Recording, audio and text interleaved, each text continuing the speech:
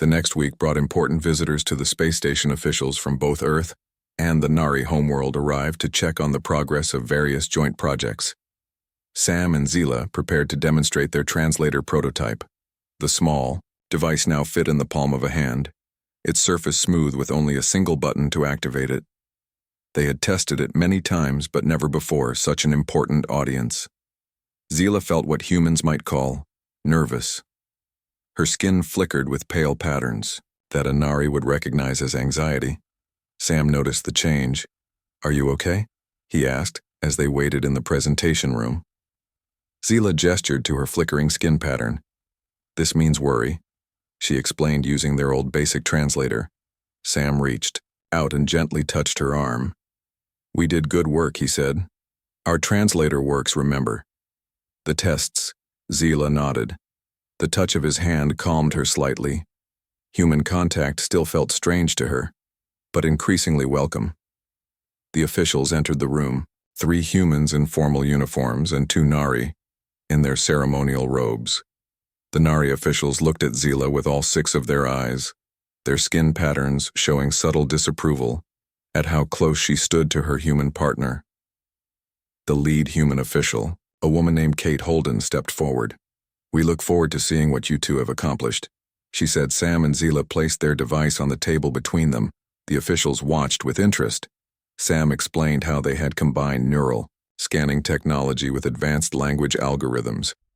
The device could read biological signals, emotional states, and cultural contexts to create more accurate translations. "Now for a demonstration," Sam said. He activated the device and looked at Zila. "Please share something about your culture that you think humans might not understand." Zila spoke in her native language, a series of melodic tones and clicks that no previous translator had ever properly decoded. The device processed her words, then produced a clear human voice for the Nari. "Silence is sacred. When we are silent together, we are sharing the deepest form of connection. It is not emptiness, but fullness, a recognition that some things exist beyond words. We believe that in silence, we can hear the universe breathing." The human officials looked impressed. One leaned toward another and whispered, "That was beautiful." The Nari officials' skin patterns showed surprise. Their eyes blinked in rapid sequence, a sign of intense interest. "Now, the reverse," Kate said. "Would you translate a human concept for the Nari officials?" Sam thought for a moment, then spoke into the device. "We humans often express our deepest connections through touch, a handshake, a hug, a kiss. These are not just physical actions, but symbolic ones. They say, 'I see you. I recognize you as real and worthy of connection.'" The device translated his words into the musical language of the Nari. The sounds filled the room, complex and haunting. The Nari officials listened, their skin rippling with patterns of deep thought. One of the Nari officials spoke in their language. The device translated. "Their bond seems unusual but effective. The project has exceeded expectations." The meeting continued for another hour with officials asking technical questions about the device, its limitations, its potential applications.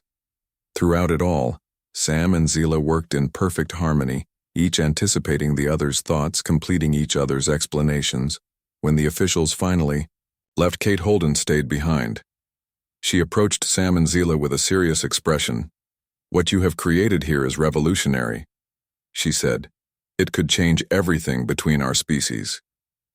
But she looked directly at Zila. "You should know that some among the Nari leadership are concerned about how close you have become to your human partner. They fear you might be losing your Nari perspective, becoming too human." Zila felt her skin darken, a sign of defiance that she quickly tried to control. "I maintain my Nari identity," she said through the translator. "But I have gained new perspectives working with Sam. This enhances rather than diminishes my contribution." Kate nodded thoughtfully. "Just be careful," she said, then left them alone. Sam looked at Zila, his expression concerned. "Are you in trouble?" Zila considered the question. "Our ways are different," she explained. "The Nari value individual achievement but fear individual deviation. The collective harmony matters above all. Will they recall?" You to your homeworld, Sam asked, his voice suddenly tense. It is possible, Zila admitted. But our project is too important. I believe they will allow us to complete it. That night, Sam invited Zila to his quarters. He had prepared a meal for them both, carefully researched to accommodate Nari biology. The room was dimly lit the way Nari preferred, with soft blue light, similar to the twin moons of her homeworld. They ate together, sharing stories of their childhoods. Sam described growing up in a small town surrounded by forests and lakes. Zila told him about her early education in the Crystal Cities, where young Nari learned by absorbing light patterns directly into their skin. After dinner, Sam showed her more human music, this time without dancing. They sat together on his small couch, closer than Nari would normally sit, but Zila found she did not mind.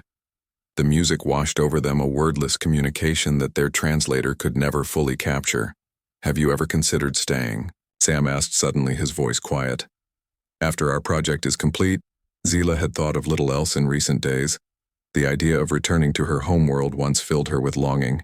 Now it created a hollow feeling in her chest. My assignment here is temporary, she said. Sam looked down at his hands. But it could be extended, right? If you wanted to stay. Zila considered the question. It would be unusual, she admitted. Most Nari serve their assigned period, then return to contribute their knowledge to the collective. But you could choose to stay. Sam pressed, you as an individual could make that choice. The concept of such a personal choice independent of collective benefit was still foreign to Nari thinking. But Zila found herself drawn to it, drawn to the human way of valuing individual desire. I could, she said finally. The words felt strange on her tongue, like the first time she had tried to smile. Sam looked up, his eyes bright with an emotion Zila was still learning to name. Would you want to? Zila felt her skin ripple with blue patterns of emotion. I would need a reason, she said carefully. A purpose that serves more than just my own desires. Sam nodded, understanding. Of course, he hesitated, then added softly. I just thought maybe I could be part of that reason. The statement hung between them, neither fully acknowledged nor rejected. Zila did not know how to respond to such an intimate suggestion. Such directness was not the Nari way, but she was learning that sometimes the human way had its own wisdom. Later, as she returned to her quarters, Zila passed other Nari in the hallway.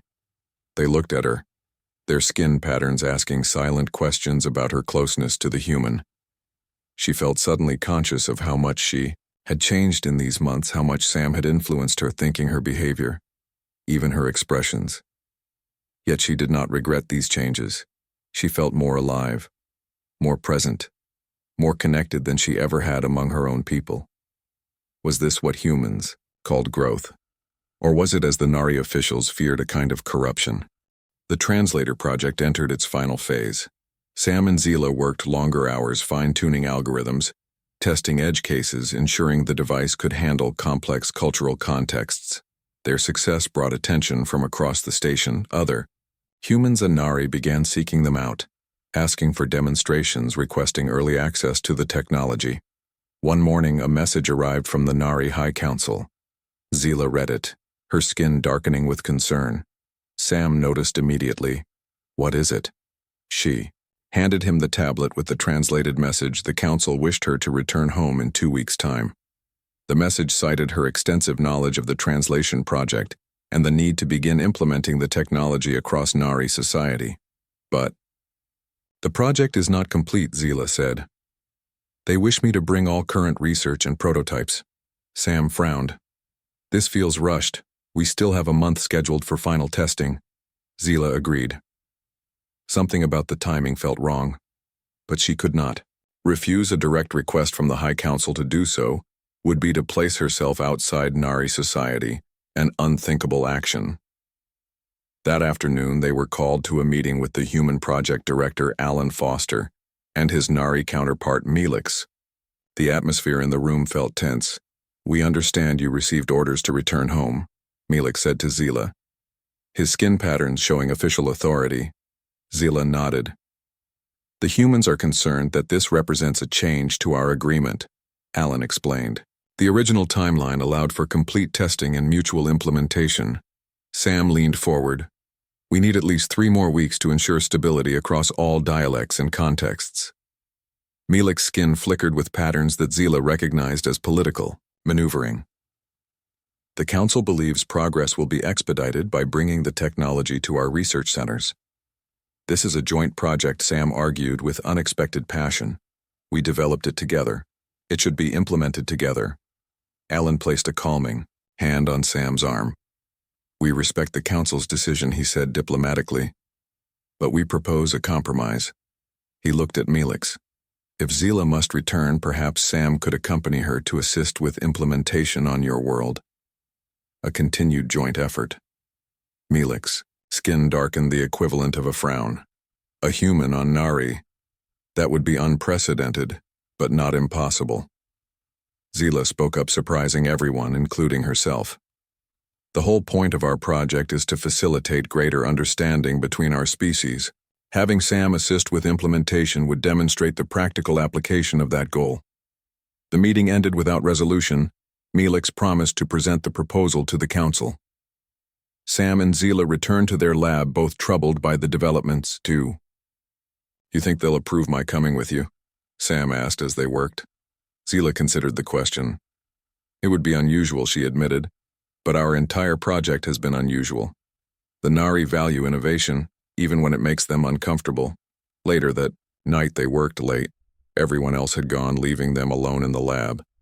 Zila noticed Sam seemed distracted, his movements less precise, his focus scattered. Is something wrong? She asked. Sam put down his tools and turned to face her. I don't think. The Council will let me come with you, he said. And once you're gone, I don't know when I'll see you again. Zila had been thinking the same thing. The thought of not seeing Sam created a strange ache inside her. Something she had no Nari word for. He moved, closer to her, close enough that she could feel the warmth radiating from his skin. There's something I need to tell you, Zila waited, her 6 eyes focused on his face. I think I'm falling in love with you. Sam said, the words coming out in a rush. I know, that probably doesn't make sense to you. I know Nari don't think about relationships the way humans do. But I had to tell you before you leave. Zila stood very still, processing his words. She had studied human concepts of love, had observed it in films, and stories Sam had shown her. But experiencing it directed toward her was different. Unexpected, overwhelming love, she repeated the word. The translator on her wrist offered the closest Nari concept, but it was inadequate, a pale shadow of the human. Emotion, I don't expect you to feel the same way. Sam continued. I just needed you to know. Zila reached out slowly and touched his face, her blue fingers gentle against his skin. She had learned this gesture from him. This human way of expressing connection. Do not have the words in my language for what I feel, she said. But when I think of leaving, of not seeing you, it creates pain here. She pressed her hand to her chest where her primary heart beat strongly. Sam covered her hand with his. Their fingers intertwining. That's a pretty good definition of love, he said softly. That night, Zila did not return to her quarters. She and Sam talked for hours. She told him about Nari bonding, how it was typically arranged based on genetic compatibility and social contribution, how emotional attachment was considered secondary if considered at all. Sam described human love with all its messiness, its illogic, its beauty. He spoke of its many forms, romantic, familial, platonic, how each type created different kinds of connections, different kinds of strength. As the station night cycle ended and artificial dawn began to brighten the corridors, they were still talking, still discovering the spaces between their cultures and the bridges that might span them. The next day brought news. The Council had denied the request for Sam to accompany Zila to the Nari homeworld. The message was brief, citing security protocols and social harmony concerns. Sam did not hide his disappointment, his human emotions plain on his face. Zila felt her own disappointment differently, a cooling of her skin, a slowing of her secondary heart, a dimming of the patterns that normally played across her blue surface. We have 2 weeks, he said finally. Let's make the most of them. Those 2 weeks became the most intense of Zila's life. She and Sam worked furiously on the translator, making improvements, documenting everything, preparing for the separation. They also spent every free moment together. Sam showed her human games films, foods. He took her to the station's garden dome where plants from both their worlds grew side by side. He taught her to dance properly, not just the slow swaying they had tried before, but structured dances with steps and rhythm. Zila shared Nari meditation, techniques, light pattern reading, mathematical art forms. She showed him how her people communicated through skin patterns, teaching him to recognize her emotions through the colors and movements that rippled across her blue surface. She learned to read his expressions too, the subtle differences between his smile of amusement and his smile of affection, the way his eyes changed when he looked at her, the meaning of a raised eyebrow, a tilted head, a soft touch. One evening, Sam gave her a small gift, a pendant on a chain. The pendant contained a tiny crystal that glowed with soft blue light, similar to the sacred crystals of her homeworld. "To remember me by," he said as he fastened it around her neck. Zila touched it gently. "I do not need an object to remember you," she said, "but I will treasure it." The final days passed too quickly. Their translator project was completed ahead of schedule, the device now perfected. The handover documentation was prepared for both governments. Everything was ready, except them. They were not ready to say goodbye. On her last night on the station, Sam took Zila to the observation deck. The vast window looked out on Earth, beautiful and blue. Below them and beyond it, the endless stars. "One of those stars is my home," Zila said, pointing to a faint light barely visible among the thousands. Sam nodded. "And now my home will always be connected to yours through what we built together." Zila felt a strange wetness on her face. She touched it, confused. "Those are tears." Sam explained gently. "Humans cry when they feel strong emotions, sometimes sadness, sometimes joy. I did not know Nari could cry," Zila said, surprised by her body's reaction to the moment. "Maybe you're the first," Sam suggested. "Or maybe you're just the first to feel something worth crying for." The morning of Zila's departure came too soon. The station buzzed with activity as the Nari delegation prepared to board their ship. Sam helped Zila pack her few possessions, including all the research data and prototype translators. Other Nari moved around them, their skin patterns showing curiosity about the obvious emotional connection between the human and their compatriot. Such attachments were rare, even among Nari themselves, and unheard of between species. The final call for boarding came over the station's communication system. Zila stood with Sam just outside the docking bay. Their time had run out. "I have been thinking about your offer," Sam said quietly. About staying, Zila felt a flutter of hope rise within her. But she knew the reality. The council had summoned her home. Refusing would make her an outcast. Sam seemed to read her thoughts. "I know you have to go," he said. "But what if I came to you?" Zila blinked, all 6 eyes in surprise. "You would leave?" Earth. Sam nodded. "I already spoke to Director Foster about a potential position as human liaison on your world.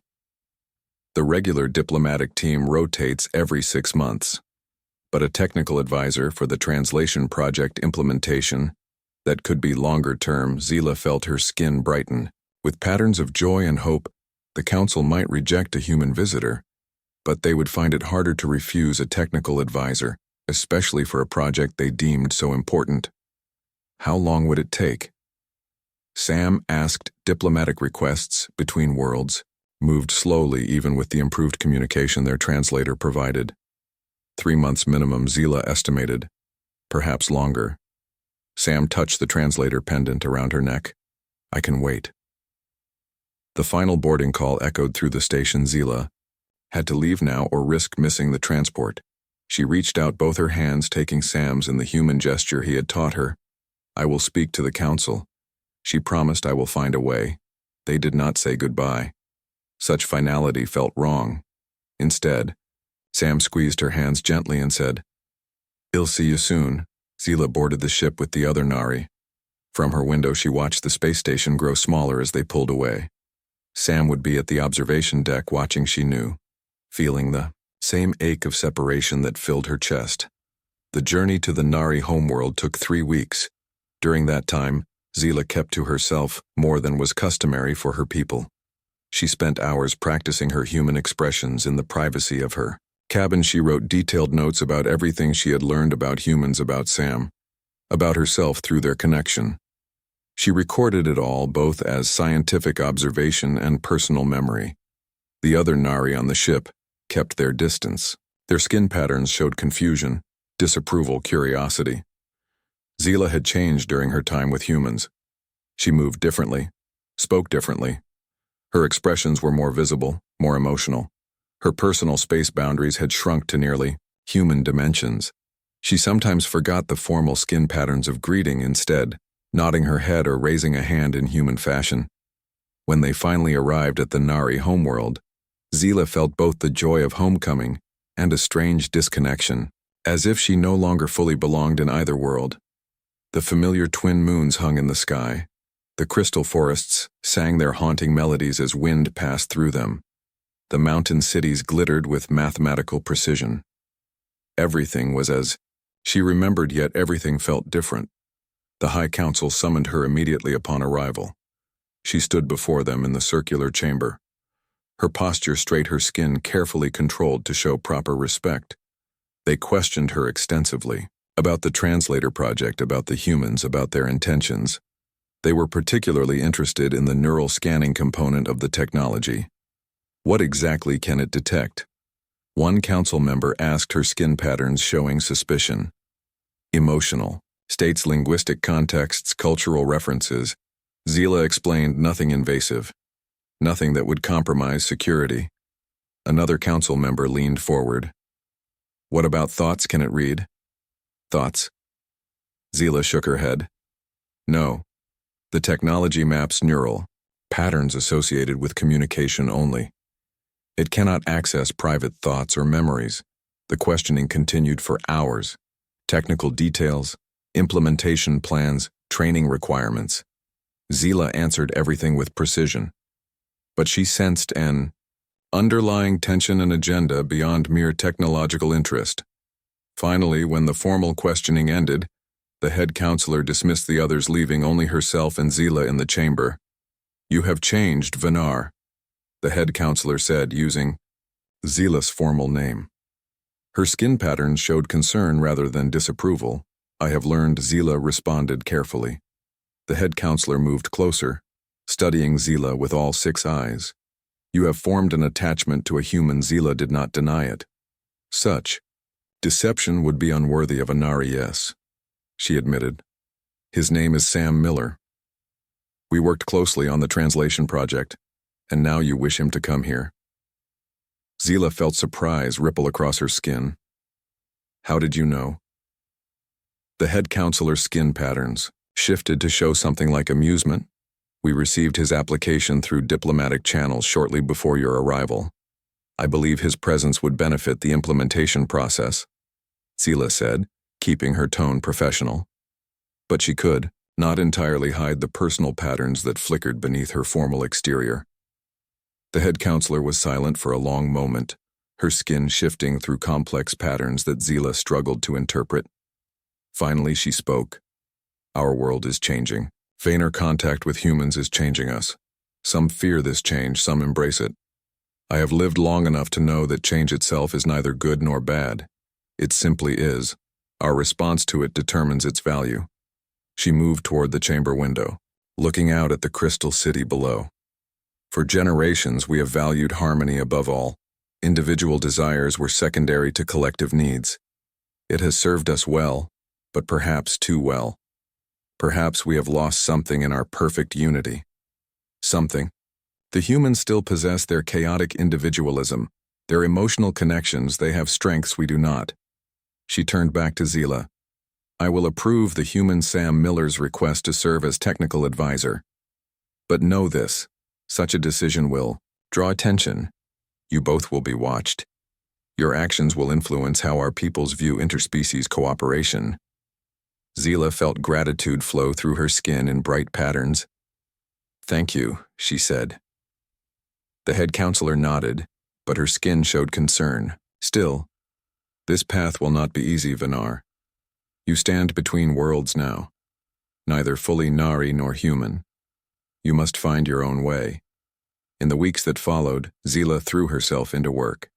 She helped establish the Translation Implementation Center in the capital city, trained other Nari in the technology-prepared systems for Sam's eventual arrival. She moved through her world with new eyes, seeing it both as a Nari and through what she imagined would be Sam's perspective. She noticed things she had never questioned before: the strict social hierarchies, the limited personal expression, the collective decision-making that sometimes stifled innovation. She saw both the beauty of her culture, its harmony, its peace, its connection to the natural world, and its limitations. At night she would stand on her dwelling balcony looking up at the stars, knowing that somewhere among them, Sam was preparing for his journey to her world. She wore his crystal pendant, always feeling its slight weight against her chest, a constant reminder of their connection. The approval for Sam's position came exactly 73 days after her return. The official notification arrived with a specific date, just 2 weeks away. Zila felt her skin ripple with joy patterns, so strong she had to retreat to her private chambers until she could control them. She spent those 2 weeks in frantic preparation. She secured living quarters for Sam in the diplomatic sector, arranged for specialized food supplies, made sure environmental controls could accommodate human needs. She created a welcome guide explaining Nari customs' basic expressions, important cultural taboos, and yet beneath all the practical preparations lay anxiety. What if Sam found her world too alien? What if the connection they had formed on the space station could not survive in this new context? What if he missed Earth too much to stay? The day of Sam's arrival dawned clear, the twin moons still visible in the morning sky. Zila stood at the landing port, her skin carefully controlled to show professional welcome rather than personal joy. Other Nari officials stood with her, some curious, some wary, all watching to see how this unusual experiment would unfold. The human transport ship descended slowly, settling onto the landing pad with a soft hiss of hydraulics. Zila felt both her hearts beating faster as the exit ramp lowered, and the first humans emerged, diplomats and officials she did not know. And then finally Sam. He looked different somehow, taller perhaps, or simply more present in this alien world. His eyes found her immediately across the landing pad, and his face broke into that wonderful human smile that had first fascinated her so many months ago. Protocol required formal greetings. Between the official delegations, Zila stood patiently as introductions were made, documents exchanged, welcome speeches given. But her attention remained fixed on Sam, who stood equally patient, waiting for the formalities to end. Finally, the officials moved toward the transport center, leaving Sam and Zila momentarily alone. "You came," she said simply. Sam nodded. "Of course I came." He looked around at the crystal spires of the city, the strange vegetation, the twin moons hanging in the alien sky. "It's beautiful here," he said, "just like you described." Sam adapted to life on the Nari homeworld with surprising ease. Each morning, he joined Zila at the translation center, where they worked with teams of Nari scientists and linguists, implementing the technology across different regions and dialects. His presence caused a sensation at first. Other Nari would find excuses to pass by his workstation to observe the human up close, their skin patterns revealing curiosity, sometimes amusement. As Sam struggled with Nari customs, he made mistakes, of course, sometimes funny, sometimes awkward. He once greeted a high-ranking official with a casual hand gesture that among Nari indicated intimate familiarity.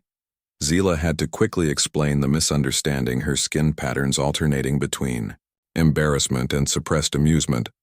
But Sam learned quickly. He studied Nari expressions, their skin patterns, their cultural taboos. He practiced the formal greetings, the proper postures, the acceptable distances for different social situations. He even attempted to learn the Nari language, though human vocal cords could never fully reproduce its musical tones. In return, he taught his Nari colleagues about human culture. Concepts that had once seemed alien to them became clearer through his patient explanations and demonstrations. He showed them human music, art, literature, history.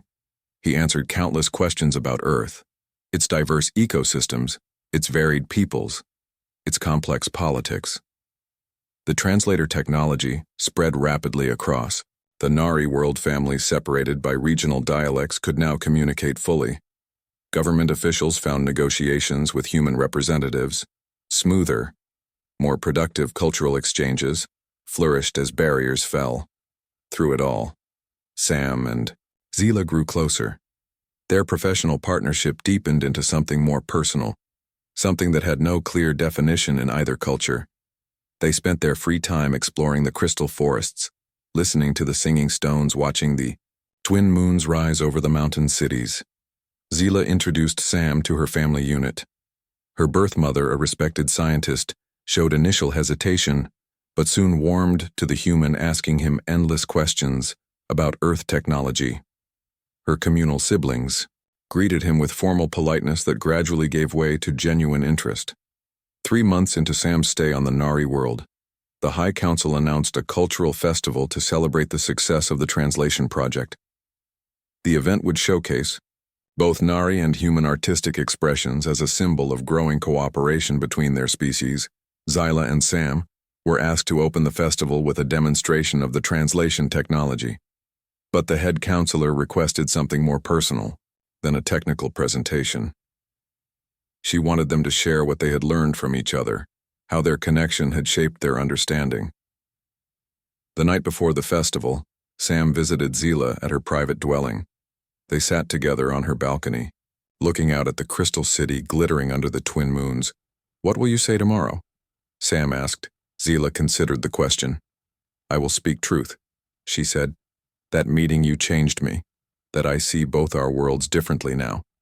That understanding comes not just from technology but from connection." Sam nodded. "That sounds perfect." Zila studied his face in the moonlight. His human expressions, once so alien to her, now read as clearly as Nari skin patterns. "I believe the Council intends to use us as an example," she said, "of what is possible between our species." Sam smiled. "The ambassadors of interspecies understanding. But we are more than that," Zila said softly. Her skin rippled with intimate patterns meant only for him, patterns she had never shown another Nari, much less a human. Sam reached out and touched her face gently. "Yes," he agreed, "we are much more." The cultural festival opened the next day. The central plaza of the capital filled with Nari citizens and the small human delegation. From the embassy, Sam and Zila stood on the central platform before the gathered crowd. Zila spoke first in the Nari language. The translator device carried her words to the human visitors. "I stand before you changed," she began.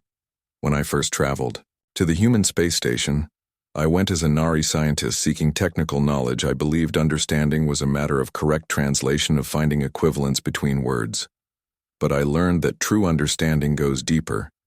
It comes from connection, from shared experience, from the willingness to see through another's eyes." She continued explaining how Sam had shown her human perspectives, how she had come to value their emotional expressiveness, their individual connections. Their strengths complemented Nari strengths, their weaknesses balanced Nari weaknesses. Together they were more than either could be alone. Then Sam spoke, the translator converting his words to the musical Nari language. He described his initial confusion when meeting Zila, how alien she had seemed, how difficult it had been to read her expressions, to understand her cultural references. But through patience, through curiosity, through genuine care, they had built a bridge between their worlds. As they spoke, Zila's skin displayed patterns of deep emotion, something rare in public for a Nari. Sam stood close beside her, their shoulders nearly touching, another cultural taboo quietly broken.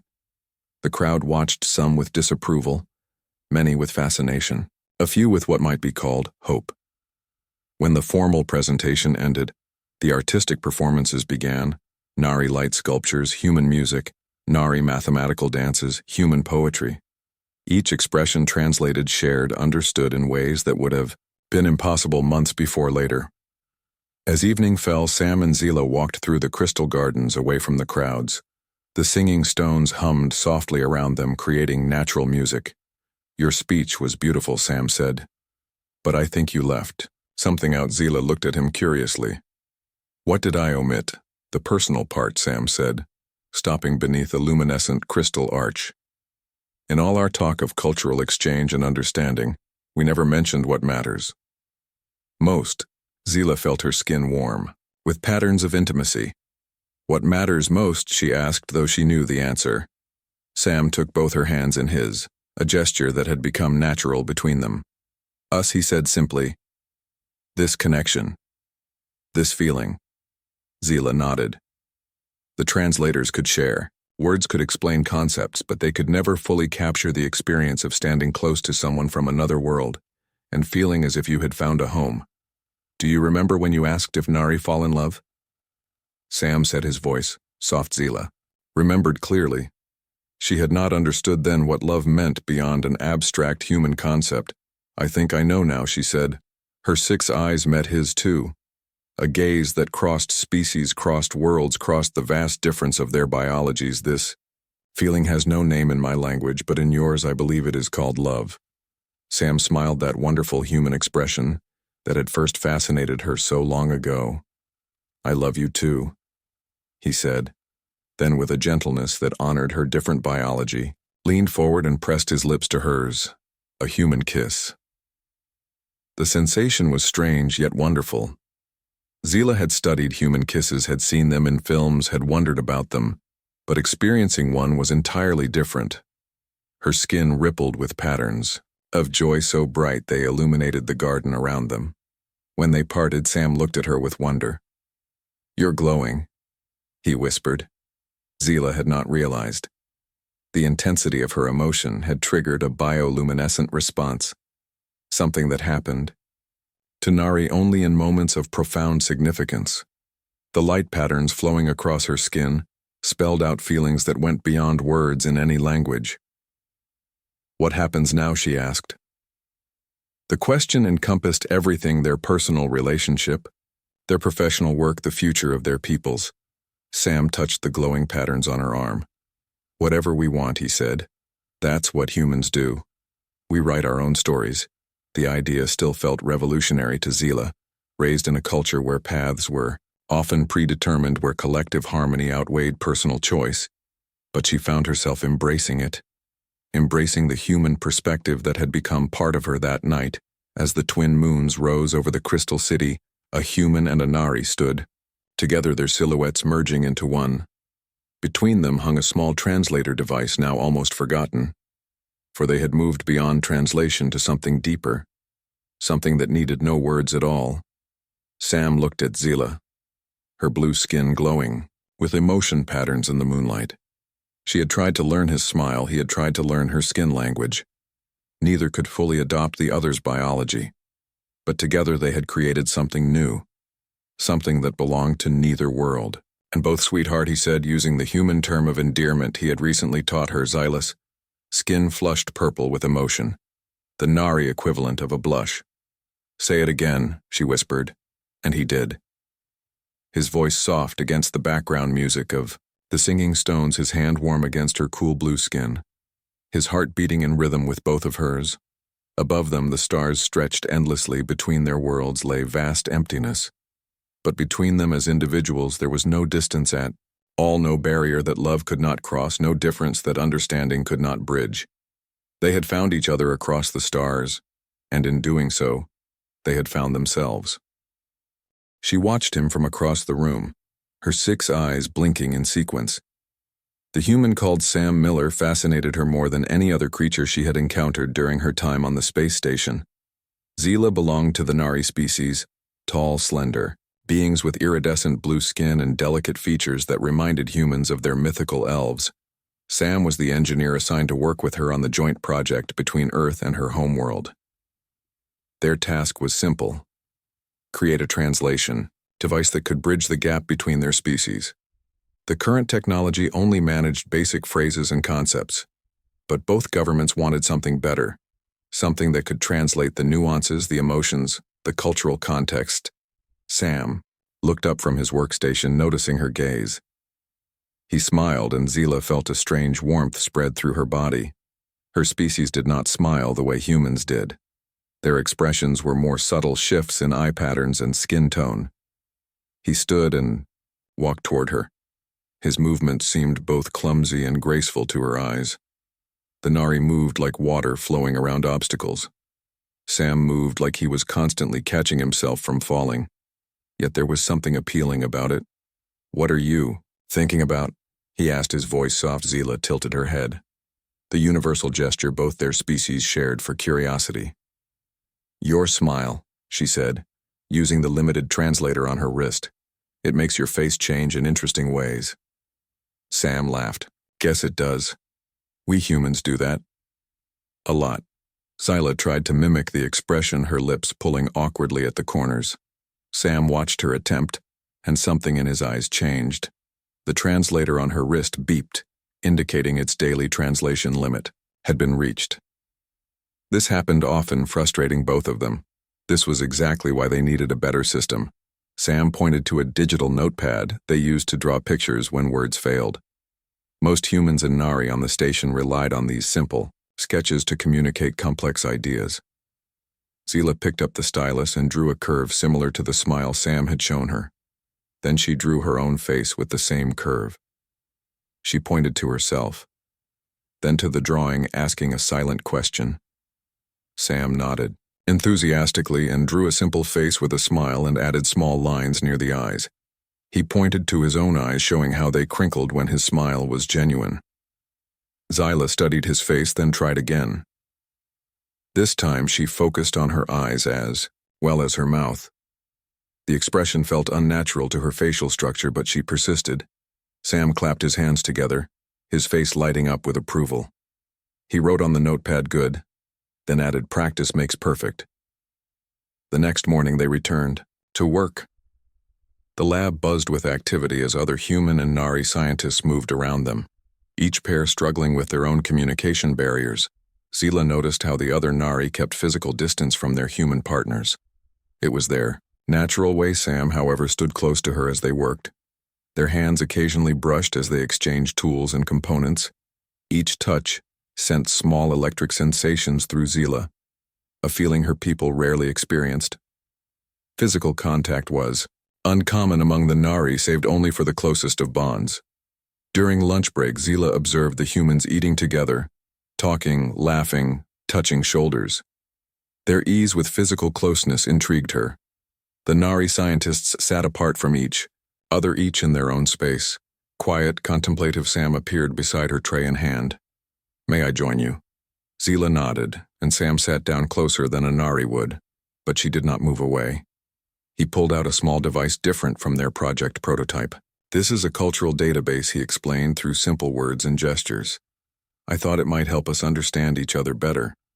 The device contained thousands of images, videos, and text about human culture. Sam showed her pictures of Earth, its varied landscapes and cities so different from her homeworld with its crystal forests and mountain spire cities. He showed her human art, music, dance.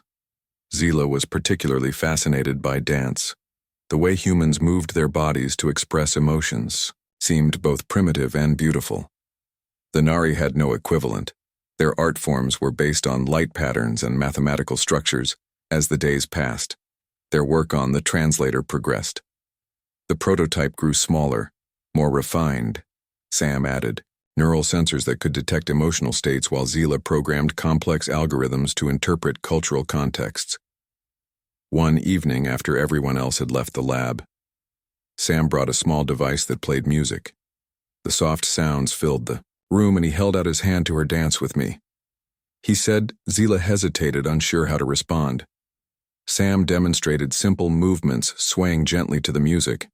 He reached for her hand again. Zila allowed him to take her hand. His skin felt warm against hers. He placed his other hand lightly on her waist and began to guide her in slow circles around the room. She followed his lead, awkwardly at first, then with growing confidence. Their bodies moved together in a simple rhythm. Zila felt a strange connection forming between them, something beyond words, something the translator they were building might never fully capture.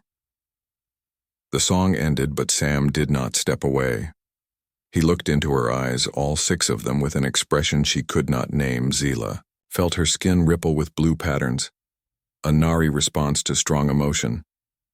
She wondered if Sam knew what those patterns meant, wondered if he could read her as she was learning to read him. Later that night in her quarters, Zila practiced smiling in the mirror. The expression still felt foreign on her face, but the emotion behind it was genuine. She thought of Sam, of his patience, his curiosity, his willingness to bridge the gap between their worlds. The space station orbited Earth, a small sanctuary, where different species learned to understand each other.